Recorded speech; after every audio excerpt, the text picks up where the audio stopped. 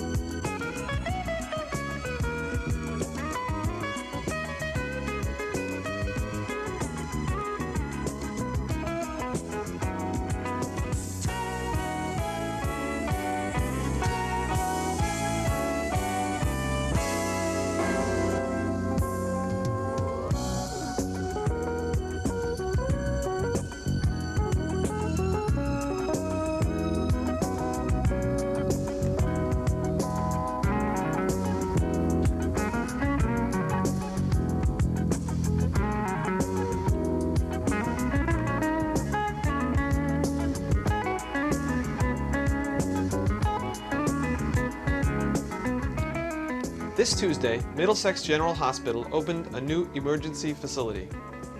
The Page D. L'Homme-Dieu Emergency Suite is an extremely modern facility which has 3 times the area of the previous emergency room.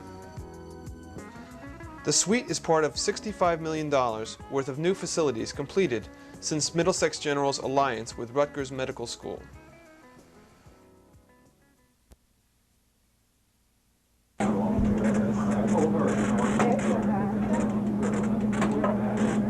I'm Mark Lane. I'm the Vice President of Ambulatory Services at Middlesex General Hospital, and we are proud to introduce our new emergency, Page D Lamadou Emergency Suite, which opened on August 17, 1982 at 8 a.m. Our suite is now going to be able to provide the most sophisticated, up-to-date care that we can muster in central New Jersey, if not the whole entire state of New Jersey. This suite was planned by a variety of people over the past several years, which include our physicians, our community physicians, the medical school, Rutgers Medical School, as well as our nursing staff and rescue squads. The accommodations of this suite includes, but not limited to, a waiting and reception area, a satellite laboratory which will be able to perform approximately 65% of all laboratory tests which are performed in the emergency suite.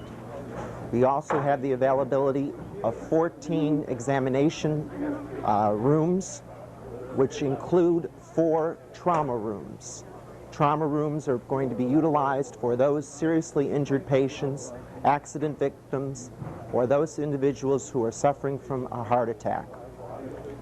This suite will also work in conjunction with the Department of Emergency Medical Services, specifically the Mobile Intensive Care Unit, which is a joint program by St. Peter's Medical Center and Middlesex General Hospital.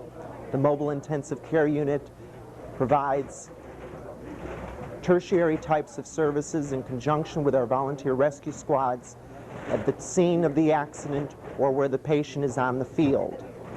Paramedic is dispatched by this hospital and works in conjunction with the volunteer rescue squad in providing up-to-date and sophisticated care to the patient.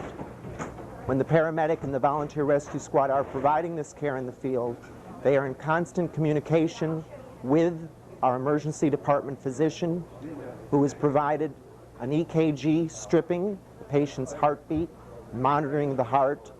The doctor is able to see that directly in the emergency suite and is also able to provide the appropriate medications and other medical protocols which are required for the patient's safety and welfare. The communications console that you're seeing is set up to dispatch an ambulance within the city of New Brunswick, and also a mobile intensive care unit which works with all the communities surrounding New Brunswick at this time. Various different sections of the console monitor physician and paramedic conversations between the emergency department and the field setting, and it also works out communications capabilities with other hospitals within a loose system with other hospitals in the Central Jersey region. The hospitals have their own mobile intensive care units. They work under their own physician direction, but this unit is designed to keep the medical frequencies clear from other systems around the state, New York and Pennsylvania. We all share only 8 channels which can be used between a paramedic and physician. So this type of console, as well as several other consoles in the state, keep those channels clear without any problems of medical orders going to the wrong paramedics and the wrong programs. There are 3 separate sections. One section is designed for ambulance dispatch. One section is designed to set up the medical frequencies, and another section is set up in case of a large-scale disaster. We can assist other agencies in coordinating patient transportation to various hospitals if an incident should happen in this area. Hello, my name is Barbara Jensen. I live in South River, and I'm a volunteer with Literacy Volunteers of South Middlesex. On September 8th, the 14 public libraries of South Middlesex County will celebrate National Literacy Day. According to the U.S. Census report, 1 out of 5 Americans cannot read well enough to cope with the problems of daily life. Do you have a problem with reading? If you cannot read or want to read better, Literacy Volunteers of South Middlesex can give you another chance to learn. We offer free one-to-one tutoring to anyone over the age of 16 and reading below the 5th grade level. Tutoring is private and confidential and can take place at any of the 14 libraries in South Middlesex County. If you read well and want to teach someone to read, you can become a volunteer tutor. Please take this chance to learn again. If you want to learn to read, or if you want to volunteer to tutor, please call us at 679-5622 or call your local public library. Thank you. Good evening and welcome once again to your Consumer Aware Show. I'm Mary Tenaccio from your local Consumer Affairs office, and tonight I'm here to discuss frustration. Many people speak to the frustration of the marketplace today. In our office, we receive hundreds of calls. Workmanship is poor. Which one should I buy? I can't deal with big business, and there is no protection out there for the consumer. It is true, there is a lot of frustration out in the marketplace when you're dealing with services and you're dealing with goods. Tonight, I would just like to take a few minutes of your time to tell you, number one, in the state of New Jersey, there is a lot of protection for the consumer. We have very good protection laws. You have a local Consumer Affairs office that enforces these laws and that are there to listen to your complaints. However, we ask you to take your time in shopping. When shopping for a service, if you're having some work done in your home or a pool installed or whatever that service may be, the most important thing for you to do is to shop around and get at least 3 estimates. Once you decide on who you want to use for this service, please ask for references and call those references. Follow through on it.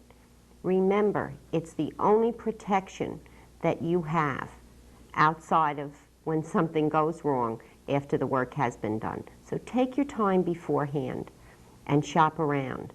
When you're shopping out in the marketplace for goods, for furniture or clothing, again we ask you, don't walk into one place and make a decision and be sorry for it afterwards. Check the furniture. Check the goods that you are purchasing. Take the time to look at manufacturers and what the labels say. If it's in the furniture department, take the time to write down what the numbers are on the pieces of furniture and who the manufacturers are. Just in case there is a problem later on, it will make your life a lot easier. Remember, you do have a local Consumer Affairs office. We ask you to call us if you need any advice or you have any problems. We would be glad to help you.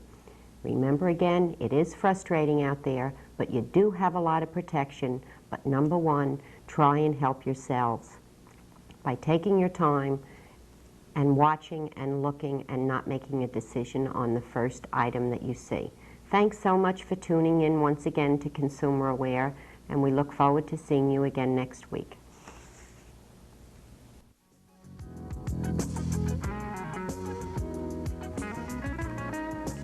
The East Brunswick Division of Recreation still has openings in the girls' division of the 5th Annual Doug Friedman Memorial Tennis Tournament, to be held on September 11th and 12th at Bicentennial and Community Parks. The tournament is open to residents of East Brunswick and non-residents who have previously participated in the program. The girls' divisions are 9 through 12, 13 through 15, and 16 through 17. The fee is $6. Anyone interested in registering can do so by mailing or bringing a check made out to Doug Friedman Memorial Fund to Recreation Division Headquarters, 334 Dunham's Corner Road. The 5th Annual Museum Ball and Heritage Gala is scheduled for Civic Center on the Pond on September 11th, 1982. The evening is scheduled to begin with cocktails at 8 near the newly built gazebo. The evening's program will include the performance of stand-up comic Michael Caine, music of the Dick Connolly Orchestra, the presentation of the coveted President's Awards, and the unveiling of the museum's newly acquired painting by James Crawford Tom. The finale of the evening will be the awarding of the car raffle to the lucky winner. The 1982 Mercury Lynx station wagon, presently on display at the Brunswick Square Mall, has an automatic transmission, power steering, air conditioning, stereo, tinted glass, and a luggage rack. 150 tickets at $100 each are available for this drawing. The ball committee advises that some tickets for the car raffle are remaining. These tickets, as well as ball tickets, may be obtained by calling Toby Shugard at 201-254-0231 or 257-5572.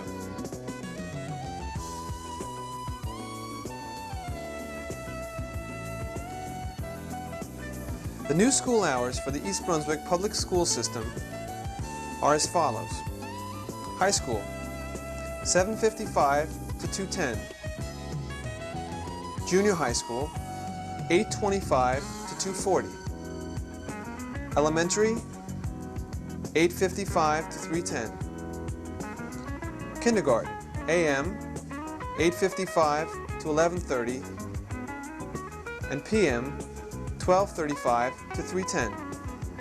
Once again, that's the high school, 7:55 to 2:10, junior high school, 8:25 to 2:40, elementary, 8:55 to 3:10, kindergarten, 8:55 to 11:30, or 12:35 to 3:10.